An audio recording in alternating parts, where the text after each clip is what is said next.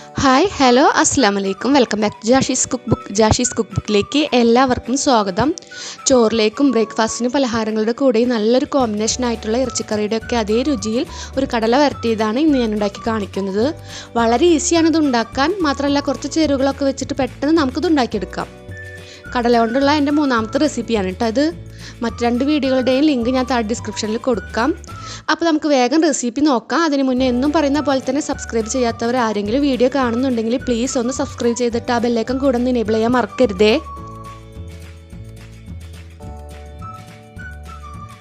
ആദ്യം നമുക്ക് കടലൊന്ന് വേവിക്കാം. ഞാൻ തലേന്ന് രാത്രി കടല കഴുകി വെള്ളത്തിൽ കുതിർക്കാനിട്ടിരുന്നു.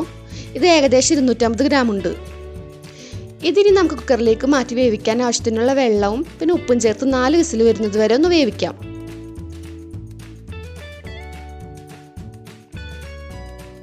അപ്പോൾ ആ സമയം കൊണ്ട് നമുക്ക് കറിയിലേക്കുള്ള മസാല ഉണ്ടാക്കാം. അതിനായിട്ട് ആദ്യം മസാലയിലേക്കുള്ള പൊടികളെല്ലാം വെള്ളം ചേർത്ത് ഒരു പേസ്റ്റ് പരുവത്തിലാക്കി എടുക്കണം.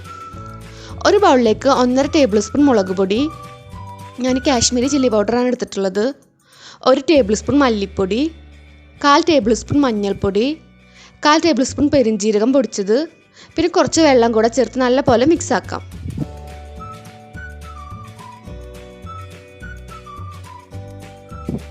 ഇതിന് സൈഡിലേക്ക് മാറ്റി വെക്കാം.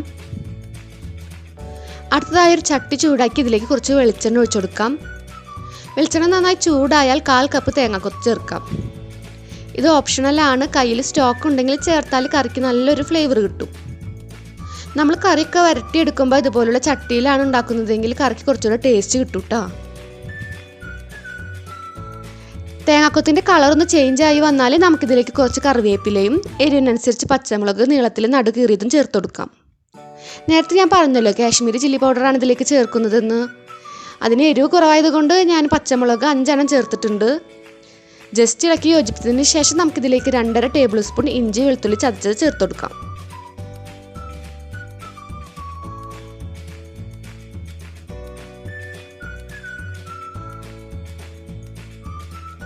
ഇത് നല്ലോണം വഴറ്റേണ്ട ആവശ്യമില്ല. ഇതിൻ്റെ റോസ്മെല്ലൊന്ന് മാറിയാൽ അപ്പം തന്നെ നമുക്ക് പേസ്റ്റ് ആക്കി വെച്ചിരിക്കുന്ന പൊടികൾ ചേർത്ത് കൊടുക്കാം.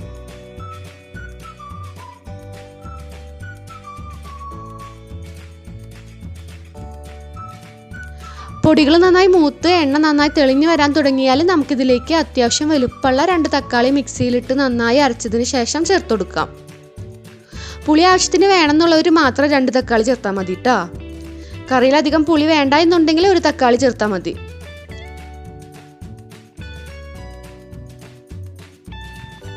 ഇത് തക്കാളി ഇപ്പം നല്ല പോലെ വഴന്ന് എണ്ണ തെളിഞ്ഞു വന്നിട്ടുണ്ട്.